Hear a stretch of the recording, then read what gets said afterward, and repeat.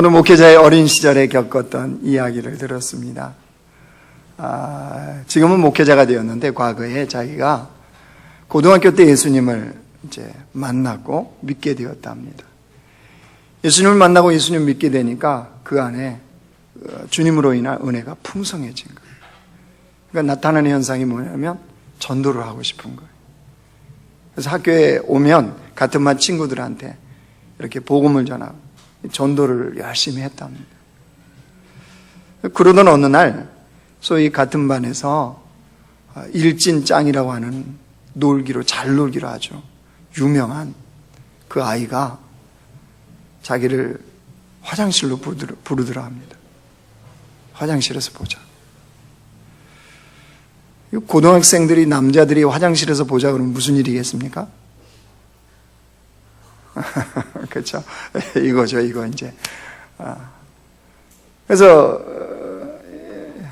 이 사람도 그 속으로 그렇게 생각했대. 화장실을 가면서 내가 복음을 전하다가 비로소 핍박을 받게 되는구나. 각오를 하고 저 화장실에 갔답니다. 화장실에 갔는데 그 불렀던 그 친구요, 일진이고 짱이었던 그 친구가 의외의 말을 해서 자기가 너무나 놀랬답니다. 자기는 각오를 단단히 하고 맞을까 때릴까 이 걱정을 하고 갔는데 이 친구가 뭐라 그러냐면 자기는 그리스도인이다. 그리고 모태신앙인이다. 이렇게 말하면서요, 이 친구가 그러더래요. 너 너무 유난 떨지 말라. 학교에서 기독교인인 거 티 좀 내지 마라.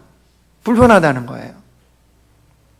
그러면서 하는 얘기가, 지금은 네가 은혜 받은 지 얼마 되지 않아서 신앙이 뜨거운지 몰라도 너도 이제 시간 지나면 실수할 거다.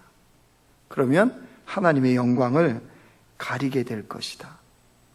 이렇게 말하면서 자기는 그런 이유 때문에 그리스도인인 것을 누구에게도 알리지 않고 살고 있다는 거예요.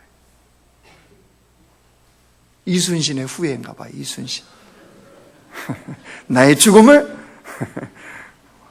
절대 알리지, 그리스도인인 것을 절대 알리지 말라. 이야기를 들으면서 왜 그리스도인들이 이렇게 살까? 의외로 많거든요, 지금. 왜 그리스도인들은 이 땅에서 이런 삶을 살까? 생각을 해봤어요. 성도가 성도로서 구별되어 살아간다면, 그 예수님을 본받아서 거룩한 삶을 추구하고 산다면 결코 감추거나 결코 말을 못하는 그리스도인으로 살지는 않겠죠. 근데 자기가 자기를 봐도 아는 거예요. 성도로 말하기가 부끄러운 거죠. 그리스도인이라고 드러내놓고 이야기하기가 쑥스러운 거죠. 근데 여러분, 이런 사람들이 모인 교회라면 아무리 숫자가 많고 이런 교회가 아무리 많아도 세상에 이런 교회는 소망이 되어질 수가 없습니다. 세상을 변화시킬 수가 없어요. 이런 그리스도인들이 아무리 많은 예배를 드린다 할지라도 헛된 예배에 지나지 않을 겁니다. 분명한 것은 이게 그냥 남의 이야기가 아니라는 거예요. 현실이, 이런 안타까운 모습이 우리 안에 너무 많아요. 이런 교회, 이런 성도들이 너무나 많다는 거예요. 그게 안타까운 현실이에요. 그런데 또 하나의 현실도 있어요. 하나님의 말씀은 그런 교회를 향해서 여전히 소망이라는 거예요. 눈에 보이는 우리의 현실은 그 안타까움인데, 또 하나의 현실은 주님의 말씀에 교회는 여전히 소망이라는 거예요. 여러분, 이 두 사이의 갭, 그죠? 갭이 있잖아요. 이것을 어떻게 극복할 수 있을까요? 어떻게 이 현실도 있지만 이 참된 진리, 말씀대로 세상은 되어지는 거 아니겠습니까? 이 현실이 우리의 실체가 되기 위해서는 우리가 어떻게 해야 될까요? 우리 교회 공동체는 어떤 모습으로 주님 앞에 서야 될까요? 오늘 본문은요, 한 나병 환자가 예수님을 찾아온 본문입니다. 그 나병 환자가 왜 예수님을 찾아왔겠습니까? 자신이 그 나병으로부터 고침을 받고 싶었던 거죠. 40절 보십시오. 40절 우리 같이 읽습니다. 시작. 한 나병 환자가 예수께 와서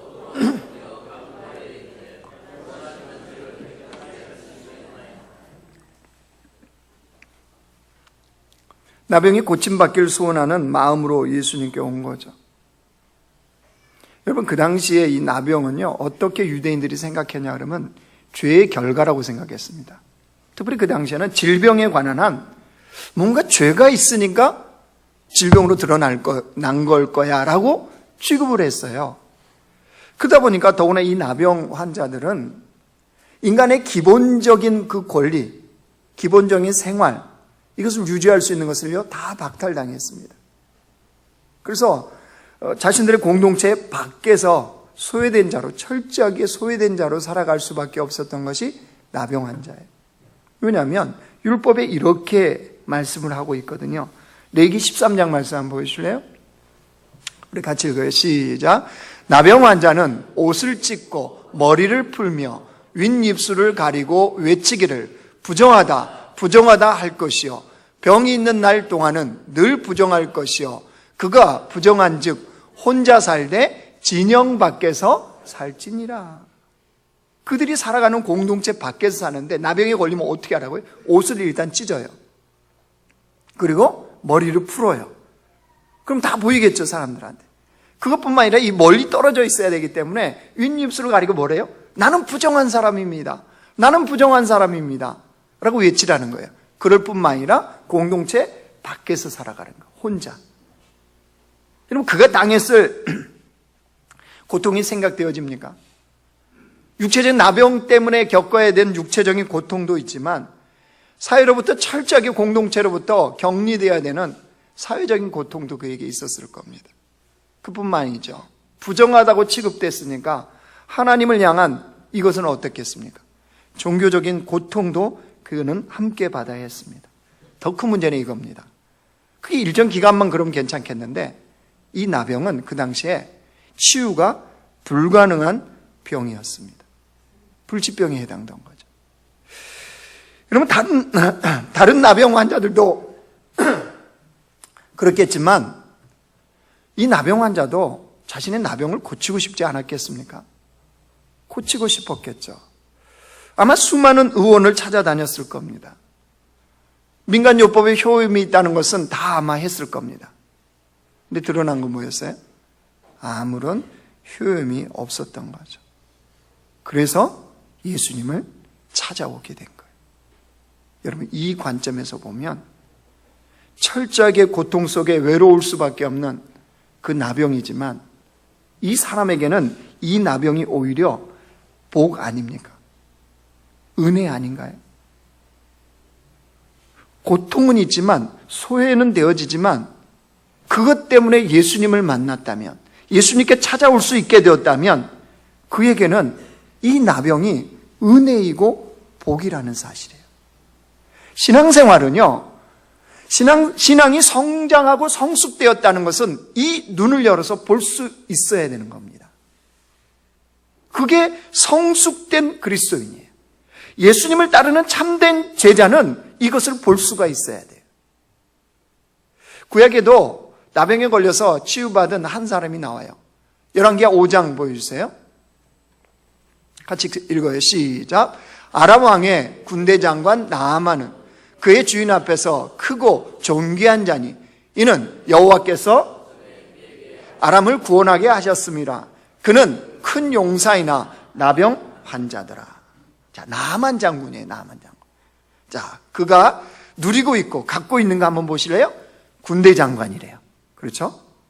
그 다음에 크고 존귀한 자로 여겨준대요. 누가? 왕이요. 그 다음에 그는 큰 용사래요. 어떻습니까? 세상 사람들이 볼 때 부러워할 만하지 않아요? 야, 완벽한 인생이다. 여러분, 저런 남자가 있다면 사위 삼고 싶지 않아요? 남편 삼고 싶다고는 할 수 없잖아요. 이미 결혼했으니까. 세상이 부러워할 만하고, 야, 저런 인생 좋겠다, 저런 삶을 누리면 좋겠다 라고 할 만한 인생이잖아요. 그런데 마지막 구절이 딱 걸리죠. 한 번만 더 보여주실래요? 빨간 글씨 한번 보시라. 어떤 사람이래요? 나병 환자. 그 치명적이에요. 그러니까 겉으로 보여질 때는 군대 장관이고 크고 존귀한 자고 큰 용사인데 그에게 있는 갑옷 한꺼풀만 벗기고 들어가면 뭐가 딱 드러나요? 나병 환자더라. 이 남한 장군 뭐가 제일 소원이겠습니까? 이게 가장 큰 소원이 뭐였겠습니까? 나병 치유죠. 나병 치유. 나병이 치유만 될 수 있다면, 고침만 받을 수 있다면 그 어떤 것도 하려고 하지 않겠어요? 그러니까 여러분, 아람 나라의 군대 장관이 전쟁에서 포로를 끌고 온 이스라엘의 여종의 말을 듣잖아요. 우리 주인께서 이스라엘에 있었다면 얼마나 좋았을까요? 하면서 어떻게 보면 민간요법처럼 들리는 그 이야기도 귀담아 듣잖아요. 그래서 결국은 이스라엘로 가잖아요. 왜요? 나병 치유받으려. 근데 이스라엘은 아람의 적국이에요, 적국. 여러분, 적국에 그냥 일반 장수도 아니고 군대 장관이라고 그랬잖아요. 왕의 2인자, 왕에 이어서 그 사람이 적국으로 들어가는 거예요. 왜요? 자기 나병 치유받으려고요. 근데 이게 그에게는 은혜의 발걸음이었습니다. 왜냐하면 여러분, 군대 장관으로 2인자로 있었다면 자기를 볼 기회가 있었겠어요? 없겠어요? 없죠. 자기를 볼 기회가 전혀 없었죠. 근데 이 나병을 치유하는 과정을 통하여서 그는 자기를 보게 돼요. 무슨 말이냐? 하나님은 진짜 나아만이 어떤 나병이 있는지를 보여주신 거예요. 사람들이 보기에는 갑옷 속에 있는 나병이었지만 하나님께서는 그 눈에 보여지는 나병을 뚫고 그 내면 더 깊은 곳에 있는 아무도 볼 수 없는 그런 나병을 주님은 보여주신 거예요. 그 나병이 뭔지 아세요? 나만에게 있는 진짜 나병이에요. 열왕기하 5장 11절부터 한번 보세요. 같이 읽어요. 시작. 나만이 노하여 물러가며 이르되 내 생각에는 그가 내게로 나와서서 그의 하나님 여호와의 이름을 부르고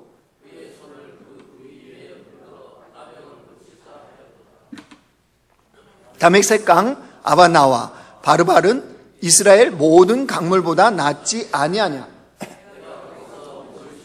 깨끗하게 되지 아니하랴 하고 몸을 돌려 분노하여 떠나니라. 무슨 말씀인지 아시겠죠? 이제 왔는데 그 엘리사가 나와서 몸에 손을 얹고 기도해 준다든가 여호와의 이름을 부르면서 해주면 좋을 것 같은데 방문도 안 열고 그 종 시켜갖고 뭐라 그랬어요? 요단강에 몸을 7번 잠그라. 끝이에요. 이게 처방전이에요. 아니, 아람 나라의 군대 장관이었는데 감히 이스라엘은 그 당시에요. 이 아람 나라에 이 여종이 끌려갔다는 얘기 들어보면 딱 아시겠죠? 늘 당하고 이게 힘없는 나라가 이스라엘이에요. 아니 근데 군대 장관이 자기가 왔는데 그렇게 그 메시지가 딱 하나예요. 요단강 물을 가서 7번 몸 잠가라. 담갔다 올라왔다 내려. 이거 하라는 거예요. 그러니까 이게 뭐예요? 열이 확 받은 거죠. 그래서 뭐라고 그랬어요? 내 생각에는 딱 드러나죠. 내 생각에는 그가 나와서 내 몸에 손을 얹고 여호와의 이름을 부르며 기도할 것이요. 내 생각에는 아람 나라에 있는 강들이 훨씬 깨끗하다는 거죠. 훨씬 좋은 강이고 훨씬 멋있고 훨씬 근사한 강인데 내가 그 강에 차라리 들어가지 이 요단강에 몸을 잠그는 것이 이게 맞냐? 이게 합당하냐? 그럼 뭐 했대요? 분노했대요.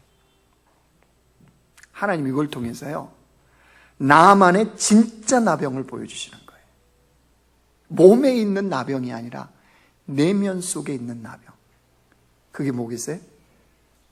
강한 자아의식이에요. 자아의식. 내 생각에는. 여러분, 하나님의 종을 통해서 그 메시지가 자기에게 전해졌는데도 불구하고 뭐라고 그래요?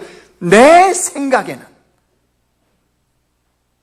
내 경험에는, 내 지식에는, 내가 합당하게 생각에는 이게 옳지 않느냐라고 주장하는 나만.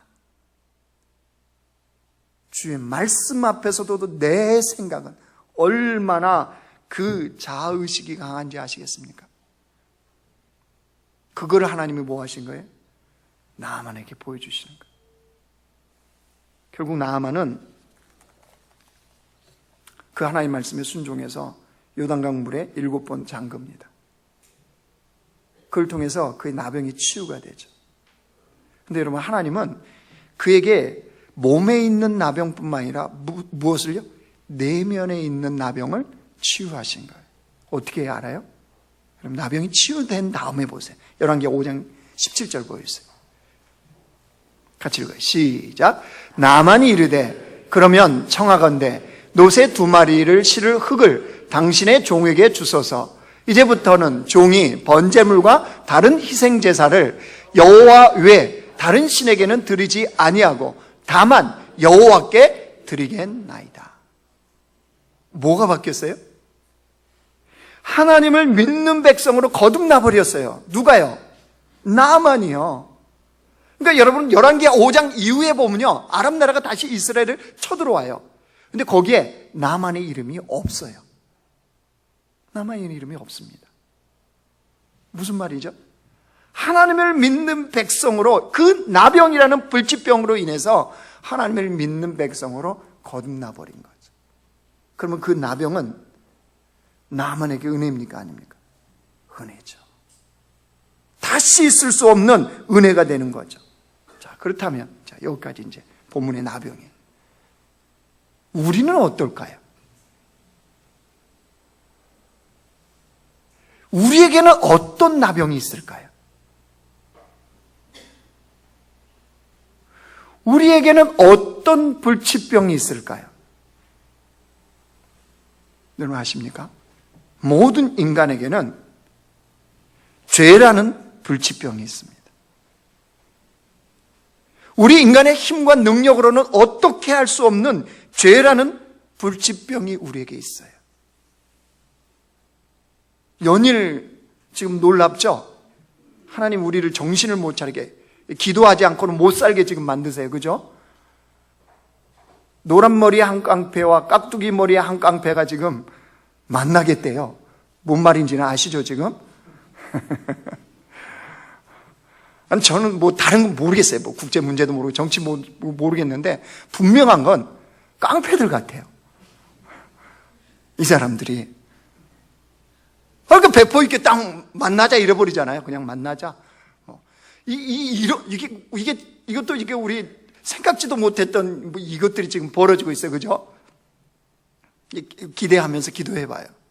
그런데 또 우리 나라 내부에서는 어때요? 그것도 정신 못 차리겠는데 지금 연일 터지는 미투 운동 아시죠? 미투. 지난주에는 유력한 대선 후보였던, 그죠? 도지사가 수행비서를 수차례 성폭행한 것이 알려졌죠. 그것 때문에 분노감, 배신감을 느끼는 사람들도 많았고, 또 충격받은 사람들도 많았고, 뭐 어쨌든 도지사직을 내려놓고 또 이제 검찰 조사를 받는 일까지 벌어졌어요. 그 연일 지금 이게 폭로되고 있는 우리나라의 미투 운동이에요. 한 정치외교학과 교수가요, 신문에 그런 말을 해놨더라고요. 지금 이 현상을, 그분이 한 말이에요. 이렇게 제가 읽어보겠습니다. 운동권으로 대표되는 진보 진영은 민주화를 목표로 했지만 실제로는 내부에서 비민주적으로 운영되는 경우가 많았다. 이들이 권력을 잡으면서 이 문제가 표면화됐다. 일리가 있죠. 그러니까 이 정권이 도덕성을 무기를 갖고 딱 섰다는 거예요. 그런데 사람이 어떤 위선이 있잖아요, 위선. 그 위선이 부메랑이 되어서 다시 자기들에게 돌아온 거 아니냐, 뭐 이렇게 얘기하는 거예요. 뭐 아무튼 뭐 어떻게 분석하든 이렇게 보든 저렇게 보든요. 저는 지금 이 벌어지는 일들을 보면서요, 더 충격을 우리가 받아야 된다고 생각합니다. 더 많은 것들이 드러나고 더 많은 부분들이 밝혀져야 돼요. 그래서 우리 사회에 이런 기준들, 인식들이 좀 바뀌어야 된다고 생각합니다.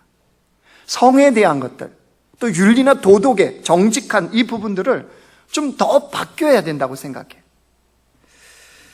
그런데 한편으로는요, 두려워요. 두려운 마음이 들어요. 여러분, 왜 두렵겠습니까?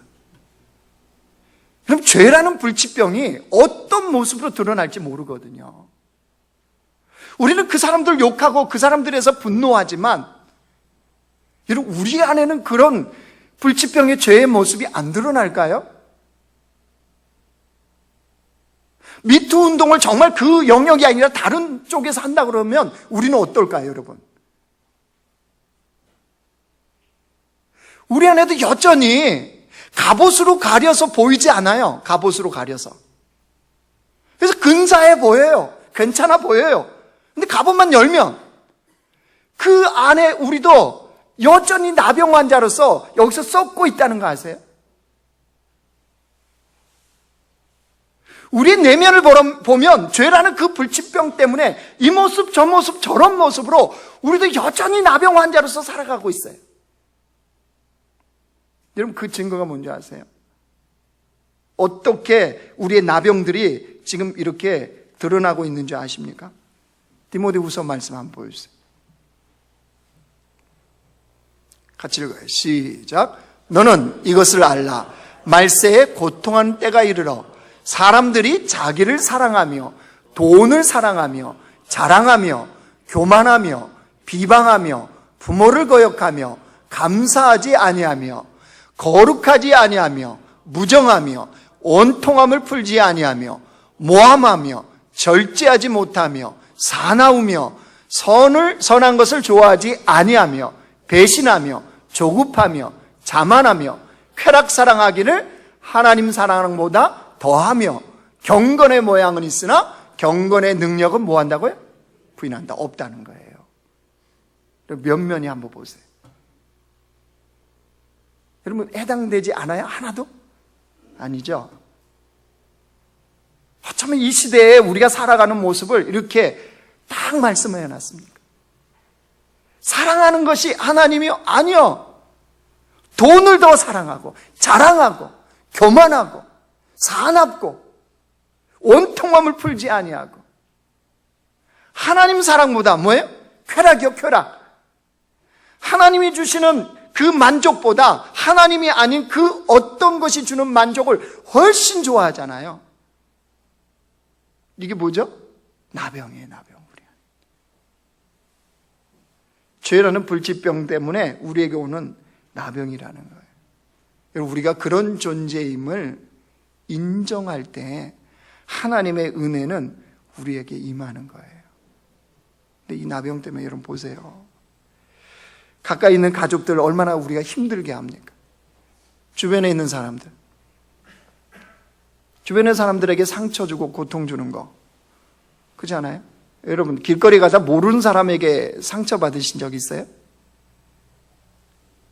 저 옆동에 있는 아줌마와 아저씨가 나한테 상처 주던가요? 아니죠. 누구죠? 남편, 아내, 자식이죠. 그런데 그 안에서는 정작 어떤 일이 벌어져요? 왜 나 이해 못 해주냐는 거예요. 왜? 왜 나를 이해 못 해주냐?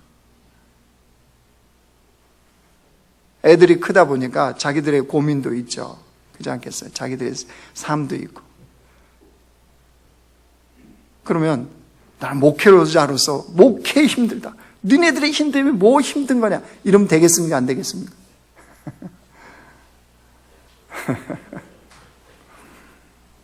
아빠는 아빠로서 힘듦이 있지만 애들은 애들로서 힘듦이 있잖아요. 그렇죠? 저 유아실에 있는 우리 아이들은 고민이 없을까요? 그 아이들의 고민이 있지 않을까요? 배고픈데 밥을 안 주는 거예요. 예배 시간이라고. 얼마나 이 육적인 본능에 의한 고민이 생기겠어요, 그 아이들한테. 그게 울음으로 표현하는 거죠. 근데 우리는 철저히 이 나병이 내 중심인지라 내가 더 아픈데, 내가 더 힘든데 이러고 있는 거죠. 여러분, 그 나병은 치유받아야 될 나병이에요. 우리 각자에게 있는 그 나병은 치유를 받아야 됩니다. 어떻게 가능합니까? 41절 보세요. 41절 같이 읽어 시작. 예수께서 불쌍히 여기사 손을 내밀어 그에게 대시며 이르시되 내가 원하노니 깨끗함을 받으라 하시니. 예수님께서 그 나병 환자를 불쌍히 여기셨어요. 예, 주님은 모든 영혼을 다 불쌍히 여기십니다. 특별히 예수 그리스도로 말미암아 구원받은 주의 백성들을 불쌍히 여기시는 하나님이에요. 그 주님께서 뭐 하세요? 손을 내밀어 그에게 댔다. 아까 레기 말씀 보셨잖아요. 격리를 지켜요. 접촉을 할 수 없도록. 근데 예수님이 손을 내밀어서 나병 환자에게, 지금 고침받은 게 아니에요. 나병 환자에게 손을 댄 건 뭐예요? 예수님도 스스로 부정하게 된 거예요. 부정하게. 부정한 자리에 주님이 거하시는 거예요. 왜 그렇죠? 이유가 뭡니까? 여러분 빌립보서 2장 6절에서 8절 말씀 보여주실래요? 같이 읽어요. 시작. 그는 근본 하나님의 본체시나 하나님과 동등됨을 취할 것으로 여기지 아니하시고 오히려 자기를 비워 종의 형체를 가지사 사람들과 같이 되셨고 사람의 모양으로 나타나사 자기를 낮추시고 죽기까지 복종하셨으니 곧 십자가에 죽으심이라. 왜 하나님이신 분이 이 땅에 오셨다고요? 왜 인간의 육체를 입으셨다고요? 왜 십자가에 죽으셨다고요? 죄인된 우리를 구원하기 위해서 스스로 인간이 되셨고 스스로 십자가를 지신 것이죠. 우리 뭘 깨닫게 해주시나요? 예수님은 우리가 그런 불치병에서 치유되기를 원하신다는 거예요. 나병에서 깨끗함을 받기를 원하시는. 그래서 오늘 41절에 뭐라고 했어요? 내가 원하노니 깨끗함을 받으라. 예수님이 원하신다는 거예요. 하나님이 원하신다는 거예요. 길과 진리와 생명 되신 분이 원하신다는 거예요. 십자가에서 모든 것을 다 이루신 분이 원하신다는 거예요. 뭐를요? 우리가 나병에서 깨끗함 받기를요. 우리의 내면이 주님으로 말미암아 치유함 되기를 주님은 원하시는 거예요. 여러분 그렇다면 무엇이 이것을 막겠습니까? 무엇이 주님이 원하시는 것을 감히 방해할 수 있겠습니까? 내가 원하느니 깨끗함을 받으라. 우리가 해야 되는 것은요, 그것을 믿음으로 받아들이는 거예요. 아, 주님이 내가 깨끗함 받기를 원하시는구나. 나의 내면의 나병이 치유되기를 원하시는구나. 하나님의 온전한 형상대로 내가 회복되기를 주님이 원하시는구나. 이것을 받아들이는 거예요. 받아들이면 거기에 하나님의 치유의 역사가 시작되는 거예요. 42절 보세요. 42절. 곧 나병이 그 사람에게서 떠나가고 어떻게 하여진지라? 깨끗하여진지라. 예, 주님이 원하면 그렇게 되어지는 거예요. 그러면 주님은 우리 모든 사람에게 그걸 원하세요. 내가 원하노니 깨끗함을 받으라. 여러분 이 말씀이 우리 영혼에게 들려지길 원합니다. 우리 내면에게 들려지길 원합니다. 아니, 우리 육체에 있는 질병에 이것이 들려지길 원합니다. 내가 원하노니 깨끗함을 받으라. 왜인가요? 왜 우리는 이런 나병이 치유가 되어야 될까요? 그래야 하나님 나라의 백성답게 사는 것이 가능해요. 이 땅에서 복음으로 다시 새롭게 되는 그 백성으로 사는 것은 내 안에 있는 나병이 치유될 때 가능한 거예요. 그러니까 첫 번째로 우리가 해야 되는 것은 내게도 나병이 있구나. 내가 치료받아야 될 나병 환자구나 라는 것을 인정하는 거예요. 인정. 그리고 두 번째로는요, 하나님께서 원하신다는 것. 내가 원하노니 깨끗함을 받으라. 주님이 내가 깨끗해지기를 원하시는구나 라는 것을 믿는 거예요. 믿음으로 받아들이는 거예요. 그래서 내가 깨끗해지면 그 다음에 하나님 나라를 이루는 백성으로 이 땅을 살아가는 것이 가능해요. 여러분 하나님은 우리가 그냥 오기를 원하실까요? 아니요. 이 땅에서 하나님 나라를 경험하고 하나님의 백성으로서 그 영광이 어떠한 것인지를 경험하고 와야죠. 그렇지 않습니까? 맨날 지지고 볶고다가 천국 가실래요? 세상살이가 다 그런 거야 그러면서 세상의 삶을 지지고 볶으면서 겨우겨우 그냥 숨 붙어 있어서 살다가 천국 가야 됩니까? 아니죠. 지지고 볶는 일은 여전히 있고 힘들고 어려운 일은 세상에 있지만 그 세상 속에서 하나님의 영광을 봐야 되지 않겠습니까? 그래서 천국은 이런 것이구나. 이것이 주님과 함께 사는 것이구나 라는 기쁨과 감격이 이 안에 있어야죠. 힘들어요, 어려워요, 죽을 것 같아요. 그런데 그 주님 때문에 내 안에 표현되지 않고 설명할 수 없는 그 영광의 기쁨이 이 안에 충만한 거예요. 그러니까 그리스도인으로 살고 싶은 거예요. 세상 사람은 다 이렇게 간다고 할지라도 주님 말씀대로 이쪽으로 가고 싶은 거예요. 그래, 찬양대. 그죠? 가까이 있는 게 얼마나 영광인데.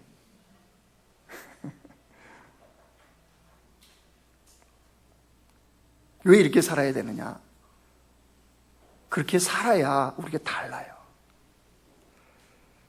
제가 요리 같은 거는 못합니다. 집에서 유일하게 해주는 게 있습니다. 딱 두 가지입니다. 라면과 스파게티. 왜냐? 이거는 봉지 속에 소스가 다 있기 때문입니다. 근데 그걸 이제 사면은 종류도 많잖아요. 라면도 신라면, 진라면, 참라면, 육개장 라면, 짜장라면, 별별 다 있지 않습니까? 스파게티도 소스 종류가 되게 많더라고요. 그럼 그 중에 골라야 되지 않겠습니까? 근데 제 눈에 자꾸 가는 상표가 하나 있어요. 눈이 가요, 눈이 가. 이유가 있어요. 왜 제가 그 상표를 자꾸 이렇게 고르느냐? 작년에 우리나라에 가맹점 갑질 논란이 한참 뜨거웠던 적이 있습니다. 그래서 모 피자 업체가 갑질 논란 때문에 이 오너 일가가 다 경영진에서 물러나는 초유의 사태도 벌어졌어요. 그때 신선한 이미지로 회사에 기업 별칭이 하나 생긴 기업이 있어요. 그 가뚜기라고. 가뚜기라고 했어요? 메뚜기도 아니고 가뚜기. 갓 플러스 오뚜기. 그 가뚜기 회사예요. 가뚜기 회사. 그래서 도대체 어떤 기업인가 이렇게 봤어요. 왜냐하면 그 당시에 왜 신선한 이미지가 되었냐면요. 우리나라 중견 기업인들을 청와대에서 대통령이 불러가고 간담회를 했는데 유일하게 중견 기업 중에 낀 회사가 이 회사였거든요. 그래서 그 회사에 대해서 이제 도대체 어떤 회사냐 이렇게 이제 알려졌는데 그 창업자가 이 함태호 회장이라는 이분이 이제 2년 전인가 별세를 했는데 이분의 그 회사 정신이더라고요. 오뚜기 정신이라고 그래가지고 이런 정신이에요. 좋은 일을 해놓고도 오른손이 하는 것을 왼손이 모르게 하라는 성경 말씀이 바로 오뚜기 정신이다. 그리고 회사를 이제 창업해서 그렇게 일고 가는 거예요. 그럼 그 정신대로 회사가 가는 거예요.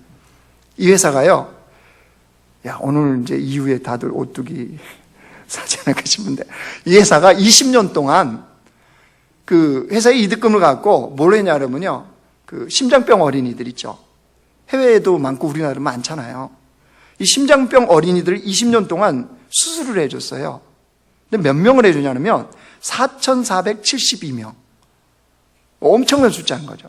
4,472명에게 새 생명을 줬어요. 여러분, 심장병 아이들은요, 심장 수술하지 않으면 죽습니다. 근데 근데 비용이 보통 많이 들어가는 게 아니에요. 근데 이거를 해준 거예요. 미랄복지재단에요, 이 함태호 회장이 개인적인 회장이니까 주식을 개인적으로 갖고 있지 않겠어요? 그 개인적으로 갖고 있는 주식에 315억 원 상당의 주식을요, 미랄복지재단에 기부를 했더라고요. 그리고 이제 별세하기 사흘 전에 보통 이제 재산 정리해야 되잖아요. 그럼 우리는 이제 첫째 아들 얼마, 둘째 아들 얼마, 셋째 딸 얼마, 이렇게 넷째 얼마 이렇게 이제 나누겠죠. 이분이 뭐 했는지 아세요? 별세하기 사흘 전에 오뚜기 재단이라고 아마 이렇게 사회사업을 하는 재단이 있나 봐요. 거기에 자신의 주식 1,000억 원 상당을 1,000억 원이요, 1,000억 원, 1,000억 원 상당을 거기 재단에 다 기부를 해버렸어요. 그리고 하나님의 부르심을 받은. 회사 내부 다 사정은 모릅니다. 알려진 내용만, 제가 거기 취업해본 것도 아니고, 또 거기에 우리 무슨 가족이 있는 것도 아니니까, 알려진 내용들이에요. 회사 안에 보통, 이렇게 청소라든가 이런 부분들은 다 용역을 주지 않습니까? 거기는 다 정직원으로 채용하도록 이 회장이 그래서 정직원으로 쓴답니다. 그리고 휴일날 물건이 납품이 되면 보통 그 다음날이나 아니면 그 다음날 이렇게 보통 대금 결제, 다음 날만 대금 결제해도 우리나라 훌륭하죠, 기업이. 근데 이 기업은요, 휴일날 납품이 되어지면 납품되기 전날 결제를 해준대요. 훌륭하지 않습니까? 그래서 이 기업은 사회가 필요로 하는 기업이 되자라고 하는 이 창업주의 이 정신, 이 말을 새기면서 오늘도 운영되고 있다고 그래요. 여러분, 이게 어떻게 가능했을까요? 인간 안에 탐욕이 없습니까? 욕심이 없어요? 다 있죠. 왜 없어요? 그 탐욕 욕심이 있음에도 불구하고 어떻게 이렇게 사는 것이 가능하죠? 그것은 예수님으로 인하여서 그 안에 나병이 고침받았기 때문에 가능한 거예요. 여러분, 이 사람만 특별히 이렇게 사는 건가요? 그 사람이니까 그런 거예요? 아니에요. 주님으로부터 내가 원하노니 깨끗함을 받으라. 이 주님의 말씀을 통해서 그 나병이 치유된 사람들은 얼마든지 하나님이 원하시는 주의 백성으로 이 땅을 사는 것이 가능해요. 기업인이어서 돈이 있어서 그렇게 사는 것이 아니고, 우리는 우리의 삶의 자리에서 하나님의 백성답게 사는 것이 얼마든지 가능해요. 아무것도 없는 상태에서도 근사한 그리스도인으로서 주님을 이 땅에 드러내는 백성으로 사는 것이 가능해요. 어느 때요? 내 안에 있는 나병이 치유될 때요. 아니, 가정에서도 인정받는 아빠로, 인정받는 남편으로 얼마든지 살아야 돼요, 그리스도인들은. 어느 때 가능하죠? 내 안에 있는 나병이 고침받을 때. 근데 중요한 것은 주님이 내가 원하노니 깨끗함을 받으라, 이 말씀을 하셨다는 사실이에요. 지금 우리 모두가 그렇게 살기를 원하세요. 이 나병 환자와 같이 그렇게 나병을 치유받은 사람들이 이 땅에 근사한 그리스도인으로 살아가는 것처럼 여러분, 우리 자신도 역시 그렇게 되기를 원하세요. 교회가 그렇게 되기를 주님은 원하세요. 말씀을 정리하겠습니다. 여러분, 우리 모두는 교회인 우리 모두, 교회인 우리 모두는 주님의 이 음성을 들어야 합니다. 내가 원하노니 깨끗함을 받으라. 내가 원하노니 깨끗함을 받으라. 이 음성을 들으시고 나에게 고침받아야 될 나병이 무엇인지를 알아야 됩니다. 내 삶의 영역에서 주님의 치유의 손길이 필요한 것이 무엇인지를 알아야 됩니다. 그리고 이 음성을 들으셔야 됩니다. 내가 원하느니 깨끗함을 받으라. 여러분, 이 음성에 의해서 우리가 주님으로부터 나병을 치유함받고 이 땅의 은혜의 통로로, 치유의 통로로, 축복의 통로로 쓰임받는 주의 백성들, 그런 교회가 되기를 주님의 이름으로 축원합니다.